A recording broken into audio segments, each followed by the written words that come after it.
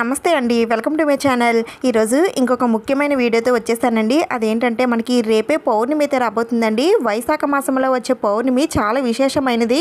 ఈ పౌర్ణమినే వైశాఖ పౌర్ణమి లేదంటే మహావైశాఖి అని కూడా అంటారండి. ఈ పౌర్ణమి రోజే శ్రీ మహావిష్ణుమూర్తి కూర్మావతారం ఎత్తినట్టుగా కూడా మనకి పురాణాలు అయితే చెబుతున్నాయి. అందుకని ఈ రోజున కూర్మావతారంలో ఉన్న విష్ణుమూర్తిని, లక్ష్మీదేవి అమ్మవారిని ఏ విధంగా పూజించాలి, ఈ రోజు తాబేలుకి పూజ ఎలా చేయాలి, పూజ అయిన తర్వాత ఏం చేయాలి, ఒకవేళ మీ దగ్గర తాబేలు బొమ్మ లేకపోయినట్లయితే మరి ఏం చేయాలి, పూజలో ఏం పెట్టాలి, అమ్మవారికి క్షీరదీపం ఎలా పెట్టాలి, నక్షత్ర హారతిని ఎలా ఇవ్వాలి, ముఖ్యంగా ఈరోజు కొన్ని వస్తువులు ఇంటికి తెచ్చుకుంటే చాలా మంచిదండి. అయితే ఆ వస్తువులు ఏమిటి, మనకి అక్షయ తృతీయ తర్వాత వచ్చే పౌర్ణమి కాబట్టి ముఖ్యంగా అక్షయ తృతీయ రోజున పూజ చేసుకున్న వారు ఈ రోజున ఏం చేయాలి అనే విషయాలన్నీ కూడా చాలా వివరంగా చెప్పబోతున్నానండి. వీడియోలో చాలా ఇన్ఫర్మేషన్ ఉంటుందండి. మీరు స్కిప్ చేయకుండా చూసినట్లయితే ప్రతి ఒక్క విషయం కూడా మీకు అర్థమవుతుంది. అన్నీ కూడా సింపుల్గా మీకు అర్థమయ్యే విధంగా చెప్తానండి. ఇంకా వీడియోని అయితే స్టార్ట్ చేసేద్దాం. ముందుగా ఒక చిన్న లైక్ అయితే చేయండి. ఆ లైక్ వల్ల మిగిలిన వారు కూడా ఈ వీడియోని చూడగలుగుతారు. లక్ష్మీదేవి అమ్మవారికి పౌర్ణమి అంటే చాలా ఇష్టం అండి. ఈ పౌర్ణమి రోజున లక్ష్మీదేవి అమ్మవారిని అలాగే తన తోబుట్టు అయినటువంటి చంద్రుడిని కూడా మనం పూజిస్తాము. అయితే ఈరోజు ముఖ్యంగా తన పతిదేవుడు అయినటువంటి విష్ణుమూర్తి కూర్మావతారంలో ఈరోజే అవతరించారు కాబట్టి ఈరోజు లక్ష్మీదేవి సమేత విష్ణుమూర్తిని పూజిస్తే ఆ అమ్మవారు చాలా సంతోషిస్తుందండి. కొన్ని పర్వదినాలు అయితే మనం అస్సలు వదిలిపెట్టకూడదండి. మనం ఎంత వీలు లేకపోయిన పరిస్థితుల్లో ఉన్నా సరే మన ఇంట్లో ఉన్న వాళ్ళ చేత అయినా సరే తప్పకుండా పూజ చేస్తే ఆ పూజ మీ ఇంటికి అలాగే మీ ఇంట్లో ఉన్న వారందరికీ దక్కుతుంది. అలాంటి పూజలలో ఈ వైశాఖ పౌర్ణమి ఒకటండి. అయితే మనకి ఈ పౌర్ణమి రేపు రాబోతుందని చెప్పాను కదండి. అంటే 2025 మే 12వ తేదీన సోమవారం అయితే రాబోతుంది. అయితే ఈరోజు వచ్చే పౌర్ణమి గడియలు ఎప్పటి నుంచి ప్రారంభమై ఎంతవరకు ఉంటున్నాయని తెలుసుకుందాం. మే 11వ తేదీన రాత్రి 7:01 నుండి పౌర్ణమి గడియలు ప్రారంభమవుతాయండి. ఇంకా ఎప్పటి వరకు ఉంటాయంటే మే 12వ తేదీన రాత్రి 9:01 వరకు పౌర్ణమి గడియలు అయితే ఉంటున్నాయి. అయితే ఈ పూజ పౌర్ణమి గడియలు సాయంత్రం సమయంలో ఉన్నప్పుడు మనం అమ్మవారిని పూజిస్తాం కాబట్టి 12వ తేదీన సాయంత్రం వేళల్లో పూజ చేసుకుంటే మంచిదండి. ఒకవేళ సాయంత్రం కుదరదని అనుకుంటే ఉదయం వేళల్లో అయినా సరే మీరు పూజ చేసుకోవచ్చు. పూజా సమయాలు ఇక్కడ స్క్రీన్ పైన ఉంటాయి చూడండి. ఇంకా వైశాఖ మాసం అంటే విష్ణుమూర్తికి ఇష్టం అండి. అందుకనే ఈ వైశాఖ మాసంలో వచ్చే ప్రతి శనివారం కూడా ఆ స్వామివారిని పూజిస్తాము. అయితే మీకు శనివారాల్లో స్వామివారిని పూజించే అవకాశం మీకు లేకపోతే కనీసం ఈ పౌర్ణమి రోజైనా సరే ఆ స్వామివారికి పూజనైతే చేసుకోండి. వైశాఖ మాసం పూజ చేసిన ఫలితం అయితే మీకు దక్కుతుంది. అయితే ఈ పూజ ఎలా చేయాలి, ఎక్కడ చేయాలి అనేది ఇప్పుడు తెలుసుకుందాం. మనకి పౌర్ణమికి ముందు రోజు నరసింహ జయంతి అయితే వస్తుందండి. ఈ రోజున నరసింహ స్వామి వారిని, లక్ష్మీదేవి అమ్మవారిని పూజిస్తాము. పీఠం వేసి స్వామి అమ్మవారిని పూజించినట్లయితే అదే పీఠం పైన ఈ రోజు కూడా లక్ష్మీదేవి అమ్మవారికి, విష్ణుమూర్తికి పూజనైతే చేసుకోవచ్చండి. మేము పీఠం ఏమీ వేయలేదండి, పూజా మందిరంలోనే చేసుకున్నామని అనుకుంటే మీరు ఈ పౌర్ణమి రోజు కూడా మీరు చేసుకోవాలి అనుకుంటే పూజా మందిరంలో చేసుకోవచ్చండి. లేదంటే ఇలా విడిగా పీఠం వేసైనా సరే మీరు పూజ చేసుకోవచ్చు. అయితే ఈరోజు అమ్మవారికి ఇలా తెలుపు రంగు క్లాత్ ఏమైనా సరే పీఠం పైన వేసుకొని అమ్మవారికి, స్వామివారికి పూజనైతే చేసుకోండి. పూజలో ముఖ్యంగా లక్ష్మీదేవి అమ్మవారు ఉన్నటువంటి ఫోటో కానీ లేదంటే వెంకటేశ్వర స్వామివారు లక్ష్మీదేవి ఉన్నటువంటి ఫోటో కానీ లేదా విష్ణుమూర్తి లక్ష్మీదేవి అమ్మవారి ఫోటో కానీ మీరు పెట్టుకోవచ్చండి. నేనైతే ఇలా విడిగా ఉన్న లక్ష్మీదేవి అమ్మవారిని అయితే పెట్టుకున్నాను.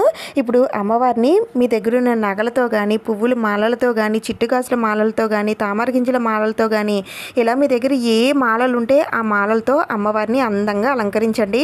అలాగే నేను ఇక్కడ లోటస్ మాల కూడా వేశానండి. అయితే ఇది అమ్మవారి ఇంకా అందంగా కనిపించడం కోసం, డెకరేషన్ కోసమే వేశానండి. ఎందుకంటే నేను ఆల్రెడీ అమ్మవారికి ఇలా రీల్ పువ్వులు అయితే నేను పెట్టాను కాబట్టి ఈ పువ్వుల మాల అయితే నేను డెకరేషన్ కోసమే పెట్టానండి.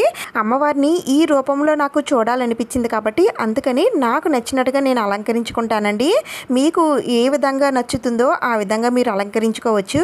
అయితే ఈ పువ్వుల మాల ఎలా తయారు చేసుకోవాలనేది కూడా నేను ఆల్రెడీ ఇంతకుముందు వీడియో పెట్టానండి. ఒకవేళ ఇంట్రెస్ట్ ఉంటే చూడొచ్చు. ఇంకా తర్వాత అక్షయ తృతీయ రోజున అందరం కూడా అక్షయ పాత్ర అయితే పెట్టుకున్నాం కదండి. అయితే ఆ అక్షయ పాత్ర మళ్ళీ ఈరోజు పూజలో పెట్టుకొని పూజ చేస్తే చాలా చాలా చాలా మంచిదండి. మీ అక్షయ పాత్ర పూజా మందిరంలోనే ఉంది, మీరు పూజా మందిరంలోనే పూజ చేసుకుంటున్నారని అనుకుంటే ఇంకా దాన్ని ఏమీ కదపనవసరం లేదండి. అలానే ఉంచి మీరు పూజనైతే చేసుకోవచ్చు. ఒకవేళ అక్షయ పాత్ర మీరు బీరువాలో పెట్టుకున్నారని అనుకుంటే బీరువాలోంచి తీసుకొని వచ్చి పూజలో పెట్టుకొని పూజ అయిన తర్వాత మళ్ళీ బీరువాలో పెట్టేసుకోండి. అయితే చాలామంది అక్షయ పాత్రని కదిలించకూడదా అని అడుగుతున్నారు. కదిలించవచ్చండి, ఏం పర్వాలేదు. అలాగే బీరువాలో పెట్టేటప్పుడు కూడా అక్షయ పాత్ర కింద బియ్యం వేయాలని అడుగుతున్నారు. అవసరం లేదండి. కానీ అక్షయ పాత్ర ప్లేట్లో కానీ ఆకులో కానీ పెట్టండి, నేరుగా కింద పెట్టకండి. అలాగే పూజా మందిరంలో అయినా సరే ఈ విధంగానే పెట్టుకోండి. పూజా మందిరంలో అయితే బియ్యం వేసుకొని పెట్టుకున్నా పర్వాలేదు. అయితే ఎవరైతే అక్షయ పాత్ర రోజున అక్షయ పాత్ర పెట్టుకోవడం కుదరలేదు అని అనుకునేవారు ఈ పౌర్ణమి రోజున అక్షయ పాత్రని పూజలో పెట్టుకొని చక్కగా మీరు అమ్మవారికి అక్షయ పాత్రకి స్వామివారికి పూజనైతే చేసుకోండి. అయితే అక్షయ పాత్ర ఎలా పెట్టాలి, ఈ అక్షయ పాత్రలో ఏమేమి వేయాలి అనేవన్నీ కూడా పోస గుచ్చినట్టు చెప్పానండి. ఆ వీడియో మీరు చూడాలి అనుకుంటే డిస్క్రిప్షన్లో లింక్ ఉంటుంది, తప్పకుండా చూడండి. మీకున్న డౌట్స్ అన్నీ కూడా క్లియర్ అవుతాయి. అలాగే అక్షయ తృతీయ రోజున కొన్ని వస్తువులు ఇంటికి తెచ్చుకుంటే చాలా చాలా మంచిదండి. అయితే ఆ వస్తువుల్ని మీరు అక్షయ తృతీయ రోజున తెచ్చుకోవడం వీలు కుదరకపోయినట్లయితే ఈ రోజు తెచ్చుకొని పూజలో పెట్టుకోండి. అలాగే ఈ పౌర్ణమి రోజు కూడా కొన్ని వస్తువులు మనం ఇంటికి తెచ్చుకుంటే మంచిదండి. అయితే ఆ వస్తువులు ఏంటనేది కూడా చెప్తాను. నేనైతే ఇక్కడ కామాక్షి దీపం కూడా పెట్టుకున్నానండి. మీ దగ్గర కామాక్షి దీపం లేదా గజలక్ష్మి దీపం లేదా అష్టలక్ష్మి దీపం లేదా లక్ష్మీ దీపం ఇలాంటి దీపాలు ఏమైనా ఉంటే పూజలో పెట్టుకోండి. ఆ తర్వాత నేను ఇక్కడ స్వామి అమ్మవారి విగ్రహాలని కూడా నేను పూజలో పెట్టుకుంటున్నానండి. ఇలా వెంకటేశ్వర స్వామివారు లక్ష్మీదేవి ఉన్న విగ్రహం కానీ లేదంటే విష్ణుమూర్తి లక్ష్మీదేవి విగ్రహాలు కానీ ఏవైనా ఉంటే పూజలో పెట్టుకోండి. మా దగ్గర 2 విగ్రహాలు లేవండి, ఒకటే ఉందని అనుకుంటే మీరు ఒకటే పెట్టుకోండి. మా దగ్గర విగ్రహాలే లేవండి అని అనుకుంటే మీరు పెట్టుకున్న ఫోటో దగ్గరే మీరు ఈ పూజ అనేది చేసుకోవచ్చండి. స్వామి అమ్మవార్ల దగ్గర ఈ విధంగా నెమల పించాలు పెట్టుకుంటే చాలా చాలా మంచిదండి. ముఖ్యంగా మన పూజా మందిరంలో నెమల పించాలను అయితే ఏర్పాటు చేసుకోవాలి. ఎవరైనా పెట్టుకోకపోయినట్లయితే ఈరోజు నెమల పించాలు తెచ్చుకొని మీ పూజా మందిరంలో పెట్టుకోండి. ఈ వైశాఖ పౌర్ణమిని మహా వైశాఖి అని కూడా పిలుస్తారండి. ఈరోజు సముద్ర స్నానం చేస్తే విశేషమైన ఫలితం అయితే లభిస్తుంది. అయితే సముద్ర స్నానం చేసేవారు ఒక కరక్కాయను తీసుకొని వెళ్ళి సముద్రంలో వేసి ఆ తర్వాత మీరు సముద్ర స్నానం ఆచరించడం వలన నరఘోష నరదృష్టి అన్నీ కూడా తొలగిపోతాయండి. అందుకని మీరు వెళ్ళేటప్పుడే మీతో పాటు ఒక కరక్కాయని అయితే తీసుకుని వెళ్ళండి. అలాగే ఎవరి ఇంట్లో అయితే ఏనుగు విగ్రహాలు లేవో ఈరోజు ఇత్తడితో ఉన్నటువంటి ఏనుగు విగ్రహాలు ఇంటికి కొని తెచ్చుకోవడం వలన ఇంటికి చాలా శ్రేయస్కరం అండి. ఇంట్లో ఏనుగు బొమ్మలు ఉన్నట్లయితే ఇంట్లో ఉన్న దరిద్రాలన్నీ కూడా తొలగిపోయి కుటుంబంలో శాంతి సంతోషాలు నెలకొంటాయి. ఇంక తర్వాత ఇది గవ్వల మూట అండి. మనం అక్షయ తృతీయ పూజలో 11 గవ్వలు తెచ్చుకొని అమ్మవారి దగ్గర ఉంచి పూజనైతే చేసుకున్నాం కదండి. పూజ అంతా అయిన తర్వాత ఇలా ఎర్రని క్లాత్లో మూట కట్టి బీరువాలో ఉంచమని చెప్పాను కదా. అయితే ఈరోజు బీరువాలోంచి తీసుకొని వచ్చి ఈ మూటని లక్ష్మీదేవి పూజలో పెట్టుకొని పూజనైతే చేసుకోవాలండి. అయితే ఈ మూటని విప్పనవసరం లేదండి, పూజలో పెట్టుకుంటే సరిపోతుంది. పూజ చేసుకున్న తర్వాత ధూపం అది వేసి మళ్ళీ ఈ మూటని మళ్ళీ మీ బీరువాలో పెట్టేసుకోవచ్చు. ఇలా చేస్తే డబ్బుకి లోటు ఉండదండి, డబ్బు వృద్ధి చెందుతుంది. అందుకని ఈ విధంగా చేయండి. నేను ఇవన్నీ చేస్తాను కాబట్టి నేను మీకు చెప్పగలుగుతున్నాను. ఒకవేళ ఎవరైతే అక్షయ తృతీయ రోజున ఈ విధంగా పెట్టుకోలేకపోయారో ఈ రోజునైతే పెట్టుకోండి. 11 లక్ష్మీ గవ్వలు తెచ్చుకొని పూజలో పెట్టుకొని పూజ చేసుకున్న అనంతరం ఒక రెడ్ క్లాత్లో కట్టి బీరువాలో ఉంచుకోండి. ఇంకా ఈరోజు విష్ణుమూర్తిని కూర్మావతారంలో పూజిస్తామండి. కూర్మావతారం అంటే ఏదో కాదండి, తాబేలు రూపంలో స్వామివారు అవతరించారు. అందుకని మీ దగ్గర ఇలాంటి తాబేలు బొమ్మలు ఏవైనా ఉంటే పూజలో పెట్టుకోండి. అయితే మనకి ఈ తాబేలు బొమ్మలు అనేవి చాలా రకాల లోహాల్లో దొరుకుతూ ఉంటాయండి. అంటే ఇత్తడిలో కానీ రాగిలో కానీ వెండిలో కానీ లేదంటే గాజులో కానీ ఇలా చాలా వాటిల్లో దొరుకుతూ ఉంటాయండి. మీరు ఏది తెచ్చుకున్నా పర్వాలేదు, మనం దీన్ని ఇంట్లో పెట్టుకోవచ్చండి. చాలా చాలా మంచిదండి, మనకి ఐశ్వర్యం వృద్ధి చెందుతుంది. ఇంట్లోనే కాదండి, వ్యాపార స్థలంలో కూడా మనం దీన్ని ఏర్పాటు చేసుకోవచ్చు. గాజుతో ఉన్నటువంటి తాబేలు బొమ్మల్ని మనం చాలా షాపుల్లోనే చూస్తూ ఉంటామండి. కానీ మనకి అంతగా ఐడియా అయితే ఉండదు. ఇది పెట్టుకోవడం వలన వ్యాపారం వృద్ధి చెందుతుందండి. అలాగే ఆ షాపుకి ఎలాంటి నరఘోష దిష్టి లాంటివి ఏమి కూడా తగలకుండా ఉంటుంది. మీ దగ్గర ఉంది అని అనుకుంటే పూజలో పెట్టుకోండి, లేదు అని అనుకుంటే ఈరోజు కొని తెచ్చుకోండి. చాలా చాలా మంచిదండి.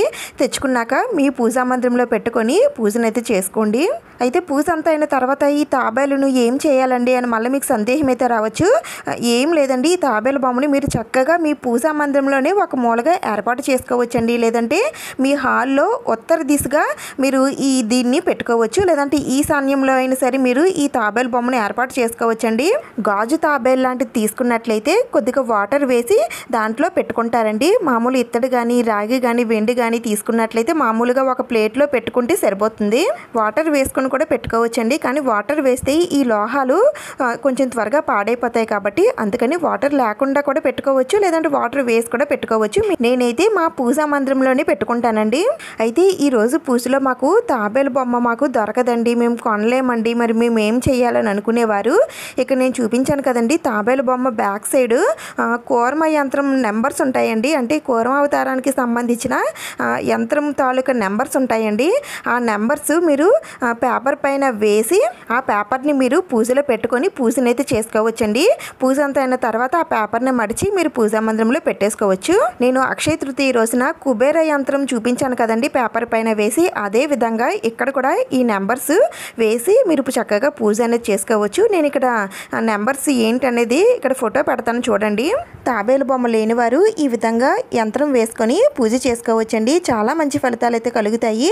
ఇంక తర్వాత నేను ఇక్కడ దీపపు కుందులు అయితే పెట్టుకుంటున్నానండి. అయితే మీ దగ్గర కూడా ఈ విధంగా తాబేలు ఉన్నటువంటి దీపపు కుందులు ఏవైనా ఉంటే పెట్టుకోండి. అలాగే వైశాఖ మాసంలో రావి ఆకు దీపారాధన చేయడం చాలా విశేషం అండి. అందుకని రావి ఆకు ఉంటే తెచ్చుకోండి. లేదు అంటే ఇలాంటి రావి ఆకు దీపాలు ఉంటాయి కదండి, ఇవేనా సరే పూజలో పెట్టుకోండి.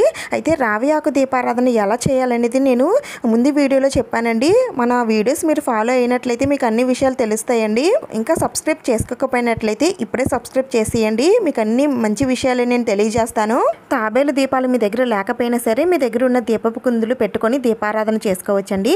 అయితే ఈ పౌర్ణమి రోజున ముఖ్యంగా క్షీర దీపం అయితే పెట్టుకోవాలండి. అయితే ఆ క్షీర దీపం ఎలా పెట్టుకోవాలనేది ఇప్పుడు చూపిస్తాను.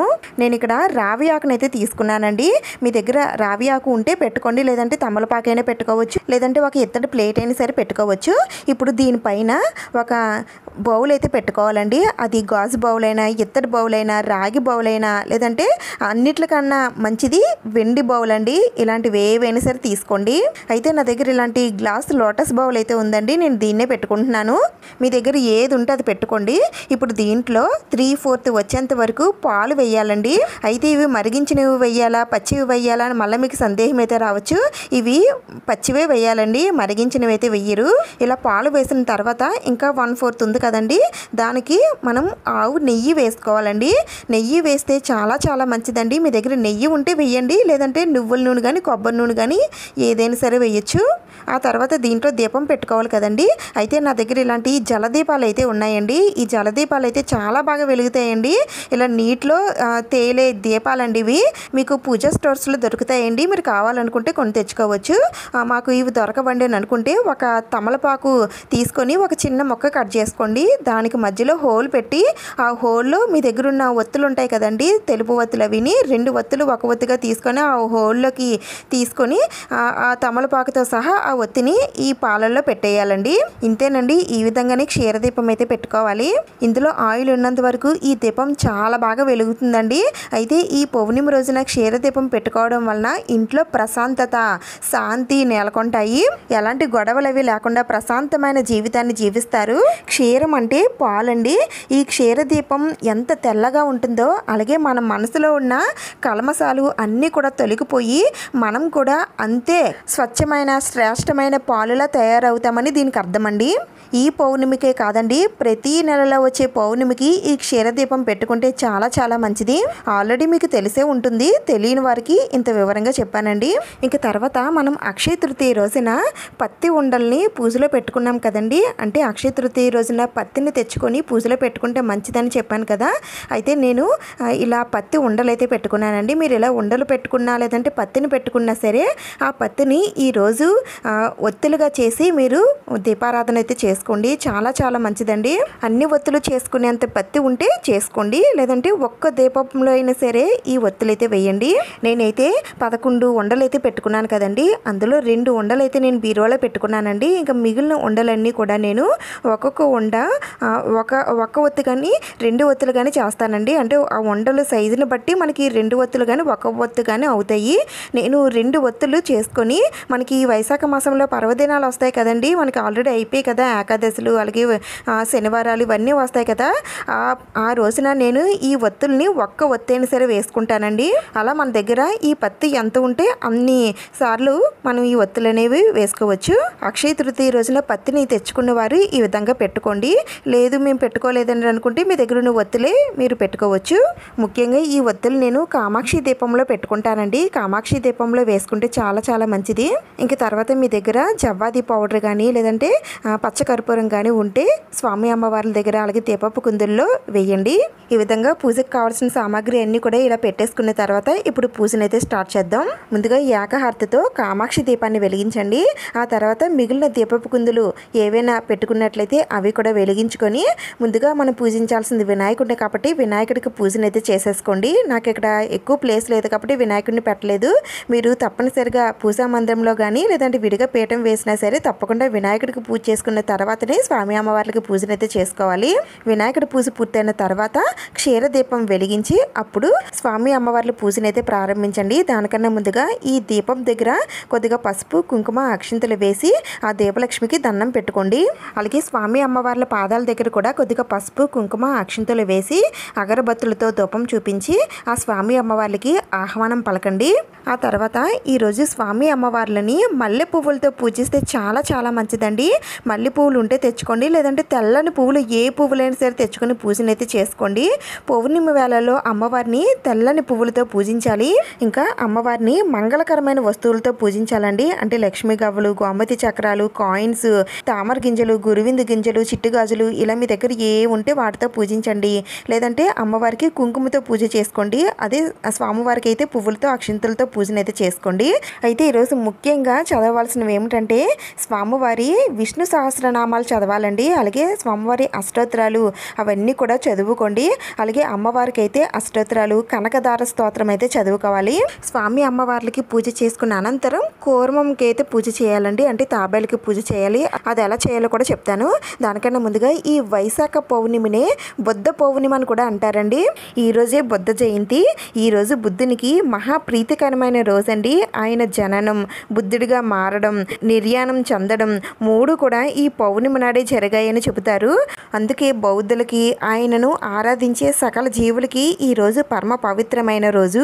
బుద్ధుడి విగ్రహాలు ఇంట్లో ఉంటే చాలా మంచిదండి. ఒకవేళ లేకపోయినట్లయితే ఈ రోజు తెచ్చుకున్నా మంచిదే.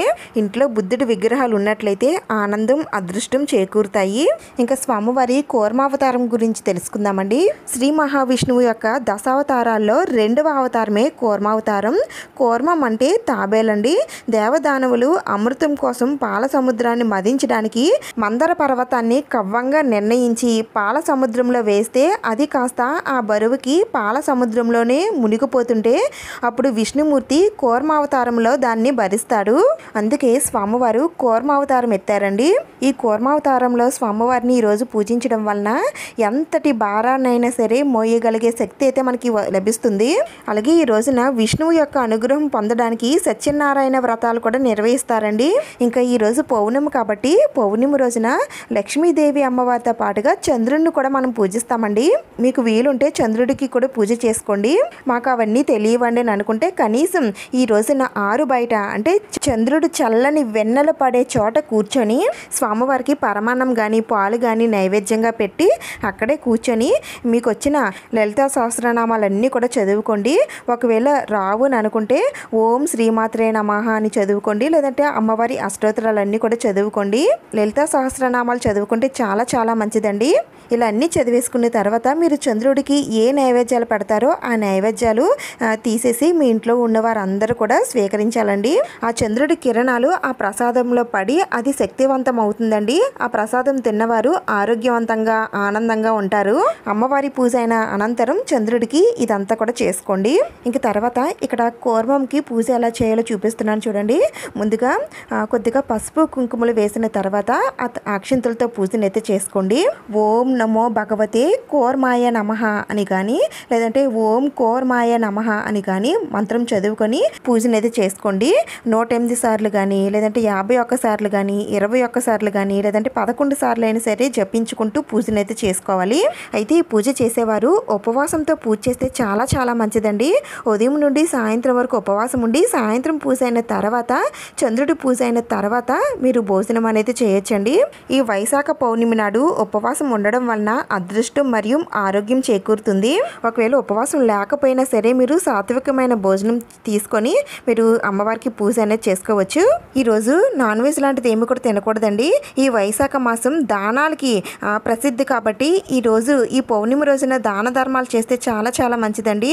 ఈరోజు చెప్పులు, గొడుగులు, మామిడి పళ్ళు దానం చేయాలండి. అలాగే నీటితో నింపిన కుండని బ్రాహ్మణులకి దానం చేస్తే చాలా మంచిదండి.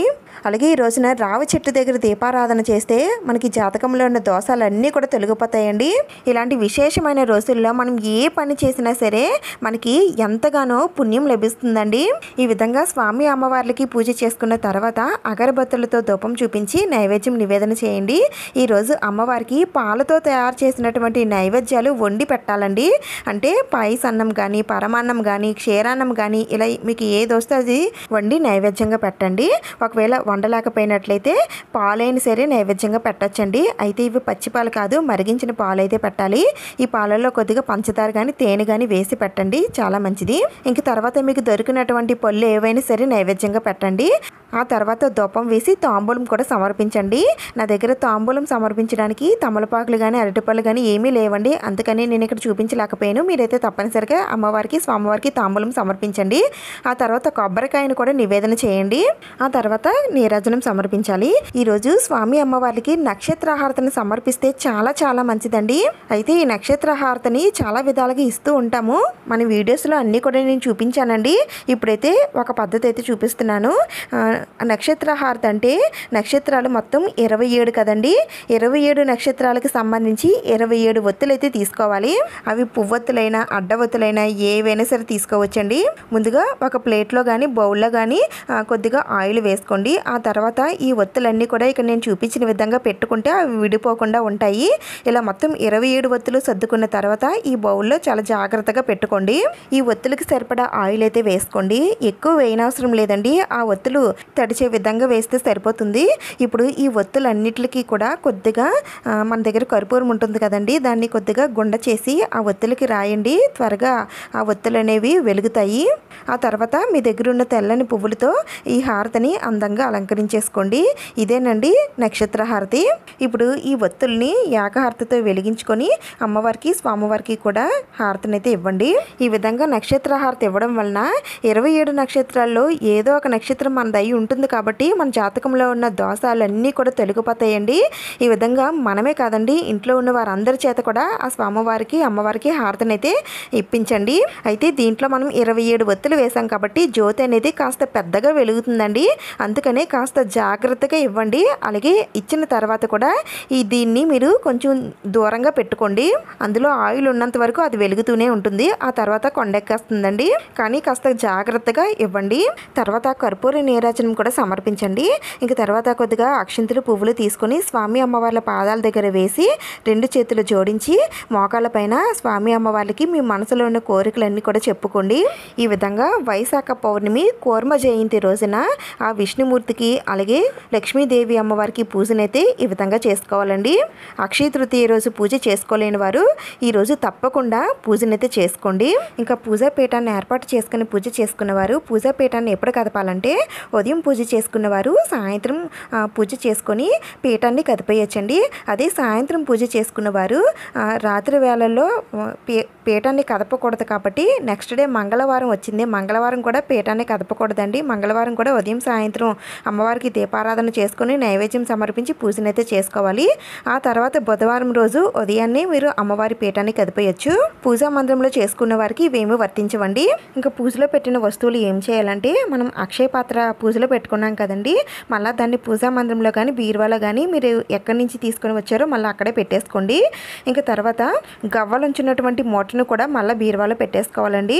ఇంకా తాబేలు బొమ్మనైతే మీరు పూజా మందిరంలోనే ఏర్పాటు చేసుకోండి, లేదంటే ఉత్తర దిక్కులో అయినా సరే పెట్టుకోవచ్చు. ఇంకా అమ్మవారికి పూజ చేసినటువంటి మంగళకరమైన వస్తువులన్నీ కూడా ఒకసారి వాష్ చేసేస్తే మళ్ళీ పూజకి ఉపయోగించుకోవచ్చు.